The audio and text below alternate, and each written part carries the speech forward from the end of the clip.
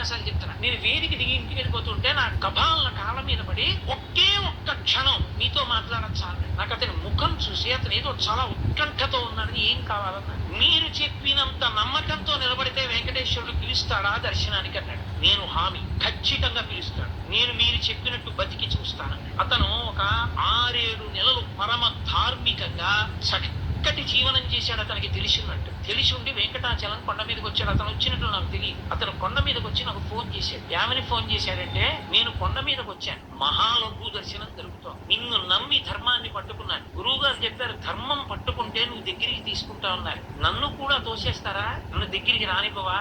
నువ్వు నన్ను దగ్గరికి రానివ్వకపోతే ఇక నా శేష జీవితంలో ధర్మం పట్టుకో. నువ్వు నన్ను ఇవాళ దగ్గరికి తీసుకుంటే నా ఆఖరి ఊపిరి వరకు ధర్మం అవుతావు, నీ ఇష్టం అనుకున్నానంటే.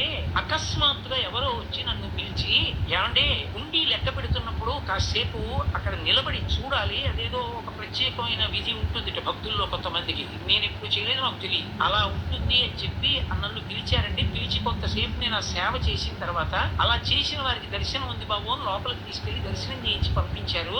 గురువు గారు నా ఆఖరి ఊపిరి వరకు నేను ధర్మం వదిలిపెట్టాను. నాకు అర్థమైంది, ధర్మాన్ని 6 నెలలు పట్టుకుంటేనే నన్ను అనుగ్రహించిన స్వామి నా జీవితాంతం పట్టుకుంటే నన్ను గుండెల్లో పెట్టుకుంటాడు. కాబట్టి నాకు ఇంకేం వద్దు గురువు గారు, నేను ఎంత పెద్ద పదవిలో ఉండనివ్వండి, నేను చేసే సంతకం ధర్మచక్రంలోకి ఇముడుతుందా అదొక్కటే చూసి పెడతా. నేను బతికితే ధర్మానికే బతుకుతున్నానా, నేను శరీరం వదిలిపెట్టేస్తుంటే ధర్మానికి వదిలిపెట్టేస్తున్నానా? ఇదే నా జీవితానికి పరీక్ష.